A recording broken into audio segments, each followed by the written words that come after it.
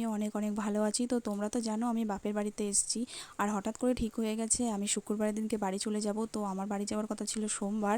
তো যাই হোক, আর আমাদের দেখো এই ধান উঠেছে, তো মা ধান সিদ্ধ শুকনো সবই করেছে। আর মায়ের যেহেতু হাতে ব্যথা, খুবই কষ্ট পায়, যার জন্য আমি ভাবলাম কিছুটা চাল আমি ঝেড়ে দিয়ে যাই, তাহলে মায়ের অনেকটা সুবিধা হবে। তো আমি এরকম বড় একটা সিলভারের গামলার এক গামলি চাল আমি ঝেড়ে দিয়েছিলাম, আর দেখো চালগুলো কতটা সুন্দর হয়েছে। আর আমি কিন্তু এগুলো সবই পারি, কারণ কি আমি ছোটোবেলা থেকেই এগুলো দেখে আসছি। আর এই ভিডিওটা কিন্তু বৃহস্পতিবারের দিনকে বিকালবেলার ভিডিও ছিল। আর দেখো এদিকে কিন্তু মামাম একটা ছাগল, মানে এই ছাগলটা আমার সেজো কাকিমাদের, এই ছাগলটা যখন হয়েছে তখন কিন্তু আমরা এখানেই ছিলাম। তখন মামাম অনেকটা ছোট দেখে গেছে, কিন্তু এখন বড় হয়েছে বলে ও কিন্তু একটুও ভয় পাচ্ছে না, ছাগলটাকে নিয়ে খুবই আনন্দ করছে, ওকে ধরছে, খেলা করছে ওর সঙ্গে। আর এই ভিডিওটা কিন্তু শুক্রবারের সকালবেলার ভিডিও। আর ও চলে এসেছে, আর মা ওকে লুচি আর ঘুগনি করে দিয়েছে, ও খাচ্ছে। আর ওদিকে কিন্তু মাম্মামও দুষ্টুমি করছে, দেখো খাওয়া বাদ দিয়ে মুখের মধ্যে নিচ্ছে আর মুখ থেকে ফেলে দিচ্ছে। আর জানো তো, বাপের বাড়িতে না মেয়ের থেকে জামাইয়েরই বেশি কদর থাকে। জামাই এসছে বলে বাবা কত কিছু বাজার করে নিয়ে এসছে। মেয়ের জন্য আনে বলা ভুল, এটা কিন্তু জামাইয়ের জন্যই বিশেষ করে নিয়ে আসে। আর টিফিন করার পরে রান্নাঘরে এসে দেখি বাবা দেখো এই মাছগুলো নিয়ে এসছে। এই মাছগুলো মনে হয় রুই বা কাতলা যাই হোক কিছু হবে, আমি জানি না। তারপরে চিংড়ি মাছও নিয়ে এসছে, আর এদিকে মুরগির মাংস নিয়ে এসছে। আর এই দেখো মুরগির মাংস স্টমাকগুলো কিন্তু আমার বর খেতে খুবই ভালোবাসে, ও মাংস কিন্তু তেমন একটা খায় না, ওই স্টমাকগুলোই খেতে খুবই ভালোবাসে। আর তার জন্য বাবা ওই স্টমাকগুলো একটু বেশি করেই নিয়ে আসে। আর তারপরে আমি মাছগুলো কেটে নিচ্ছিলাম, যে চিংড়ি মাছগুলো নিয়ে এসছে, তো চিংড়ি মাছ দিয়ে জানি না মা কি দিয়ে রান্না করবে, তো চিংড়ি মাছগুলো আমি কেটে নিচ্ছিলাম। আর আর মাছ মাংস সবই আমি ভালো করে ধুয়ে নেব, কারণ কি মা তাড়াতাড়ি রান্না করবে আর আমরা তাড়াতাড়ি আজকে খেয়ে নেব, নিয়ে একটু রেস্ট নিয়ে তারপর বেরোতে হবে, যার জন্য ওই জন্য মাকেও একটু হেল্প করে দিচ্ছি, নাহলে মা একা হাতে তাড়াতাড়ি করে করে উঠতে পারবে না, যার জন্য। আর এইদিকে আমি মাছটাকে নিয়ে কিছু একটা বলছিলাম, যার জন্য। আর জানো তো গ্রামের মানুষদের কিন্তু একটু বেশি কাজ থাকে, গ্রামের বউদের কিন্তু একটু বেশি কষ্ট করতে হয়। দেখো আমাদের তো ঘরের মধ্যেই সব কিছু থাকে, কিন্তু গ্রামের দিকে ম্যাক্সিমাম বাড়িতেই কিন্তু এরকম হয় না।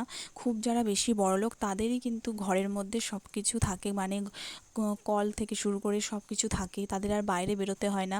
কিন্তু যারা মধ্যবিত্ত ঘরের মানুষ তাদের তো এইগুলো হয় না। আর দেখো আমাদের যেরকম ঘরের মধ্যে সব কিছু আছে, বাইরে বেরিয়ে কোনো কাজ করতে হয় না, কিন্তু আমার মায়ের কিন্তু এরকম কষ্ট করেই কাজ করতে হয়।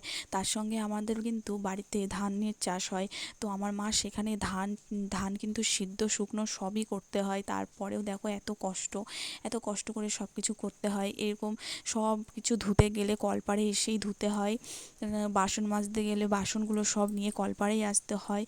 আর কত বড় উঠোন, সেগুলো ঝাড় দিতে হয়, মানে প্রচুর খাটনি।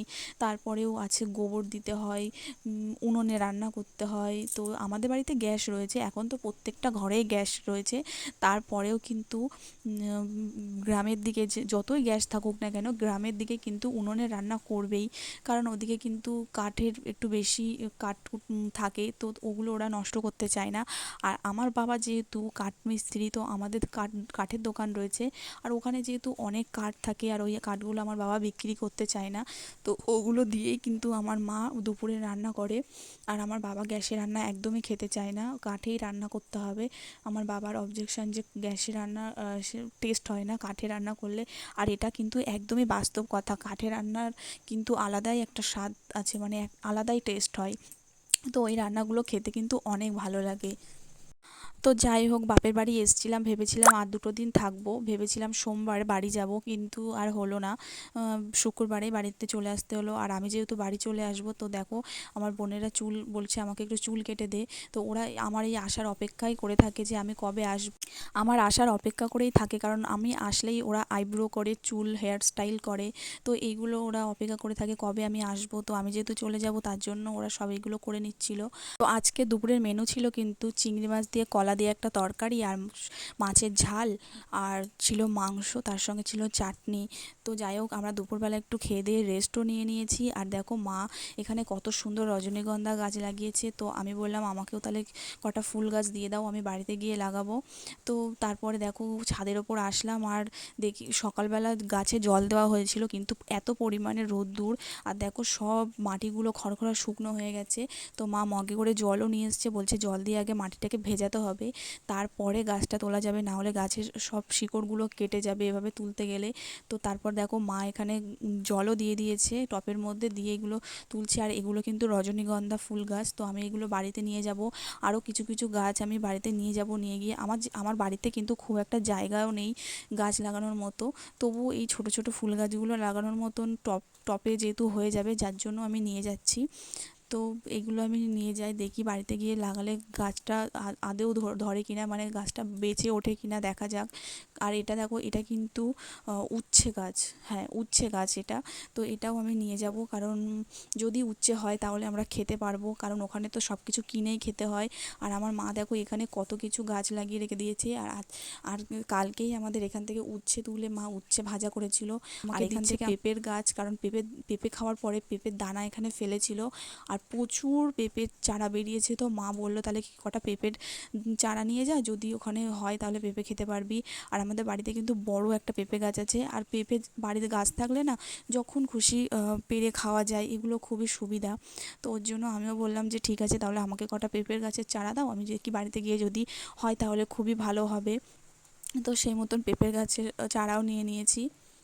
আর দেখো আমরা কিন্তু রেডি হয়ে গেছি, আর বাইকে করে ভাই আমাদেরকে স্টেশন অবধি দিয়ে আসবে। আর আমরা কিন্তু একদমই বিকাল করে বেরিয়েছি, 5টা 5:30টার মতন তখন। আর শুক্রবারের দিনকে এত পরিমাণে গরম পড়েছিল, আর এত রোদ্দুর, অত রোদ্দুরের মধ্যে আমরা বেরোতে পারতাম না, কারণ মামামের প্রচণ্ড কষ্ট হয় গরমে। আর দেখো আমার মা কিন্তু খুবই কান্নাকাটি করছিল, সেই ভিডিওটা আমি নিলে তোমরা বুঝতে পারতে। এই কটা দিনের জন্য এসেছি, আর মামামের জন্য মা খুবই কষ্ট পাচ্ছিল, কান্নাকাটি করছিল। তো আজকের ভিডিওটা তোমাদের কেমন লাগলো অবশ্যই কমেন্ট করে জানিও। দেখা হবে নেক্সট কোনো ভিডিওতে। টাটা।